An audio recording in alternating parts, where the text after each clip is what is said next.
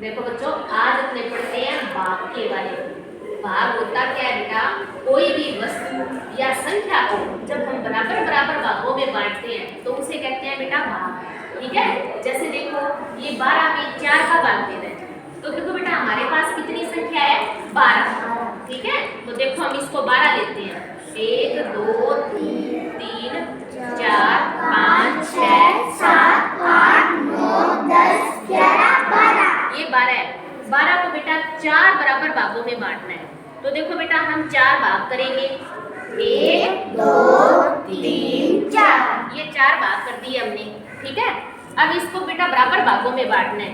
तो देखो बेटा ये साथ में संख्या कम भी होती जाएगी। ठीक है, देखो 1 2 3 4, सबको एक एक दे दिया। Yes ma'am. अब दोबारा सबको एक एक देंगे। 7 8 सबको दो दोगे, वापस से सबको देते हैं। 10 11 12। देखो 12 थे हमारे पास। Yes, ma'am। 12 सब हो गए पूरे, चले गए। कितने मिले एक को? 3 3 मिले।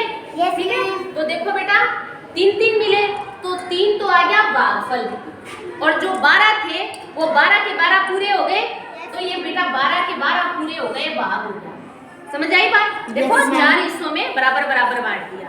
अब दूसरा आपको जैसे समझाते हैं, 15 को 5 भागों में बांटना है। तो देखो ये हमारे पास 12 तो है, ठीक है, इसमें देखो 13 14 15, ये हमारे पास 15 है। इसको कितने भागों में बांटना है? 5 भागों में। ये 4 और ये 5 भाग। अब देखो बेटा इसको कैसे बांटेंगे? 1 2 3 4 5 6 7 8 9 10 11 12 13 14 15। कुछ नहीं बचा मेरे हाथ में। No। देखो बेटा हर एक में कितनी है? 3 बराबर है सब में। Yes, ma'am। तो देखो बेटा जब 15 को 5 भागों में बांटेंगे तो भागफल क्या आएगा? 3। और 15 में से कुछ बचा? नहीं बचा। ठीक है, तो 15 को जब 5 बराबर भागों में बांटेंगे तो ये प्रत्येक को कितना मिलेगा? 3 3। ठीक है, और इसको कहते हैं बेटा भागफल। ठीक है, अब एक दूसरा देखो बेटा, जैसे ये 13 है, 13 को हमें 6 हिस्सों में बांटना है। ठीक है, तो देखो ये हमारे पास कितने थे? 15 थे। 15 में से कितने निकाल दूं? 2 निकाल दिए। ये 13 है। अब 13 को कितने हिस्सों में बांटना है? 6।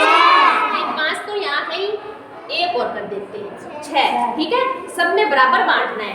1 2 3 4 5 6 7 8 9 10 11 12। अब देखो बेटा सब में कितने आए? 2। अब मेरे हाथ में क्या बचा? 1। क्या ये एक में इसको दूं? No ma'am. अगर इसको दूंगी तो इसके पास 3, बाकियों के पास 2 2। हमें तो सबको बराबर देना है। तो अगर हम 13 को 6 बराबर भागों में बांटते हैं तो सबको 2 2 मिलेंगे, तो 12 तो आ गए। 12 तो हो गए, एक मेरे हाथ में बच गया। तो देखो बेटा भागफल क्या आएगा? 2। सबको क्या मिला? 2 2। 2 2 बांटे तो 12 ही हुए, तो 12 तो ये आ गए। मेरे हाथ में बचा क्या? ये एक क्या बचा? शेषफल। तो देखो बेटा जो हिस्सा सबको मिला है वो तो हो गया भागफल। ये जो है इसको तो कहते हैं बेटा भागफल। ठीक है, और जो बच जाता है इसको कहते हैं बेटा शेषफल। ये शेषफल है क्योंकि ये शेष बचा है, इसको हम दे भी नहीं सकते क्योंकि हमें तो सबको बराबर देना है। तो ये समझ आया? अब बेटा भाग का निशान भी समझो। घटाओ का निशान पता है ना सबको? ये घटाओ का निशान होता है, इसके ऊपर और नीचे दोनों तरफ बिंदी लगा देना, तो ये क्या बन गया? भाग का निशान। घटाओ के निशान में ऊपर और नीचे जब 2 बिंदी लगाते हैं तो वो बनता है बेटा भाग। इसमें घटाओ के निशान को क्यों लिया? देखो मेरे हाथ में जो संख्याएं थी तुमने देखा ना, वो धीरे धीरे कम होती हैं, तो घटने का भी प्रक्रम इसमें चलता है। तो जब संख्याएं सबको बटेंगी तो घटाओ का निशान और ऊपर और नीचे जब इसमें बिंदी ऐसे निशान बनता है, इसको कहते हैं भाग का निशान। ठीक है, ऐसे भी लिखते हैं अपने, और निशान ये होता है भाग का। समझ आ गई बाकी बात? Yes, ma'am। शाबाश बेटा, चलो।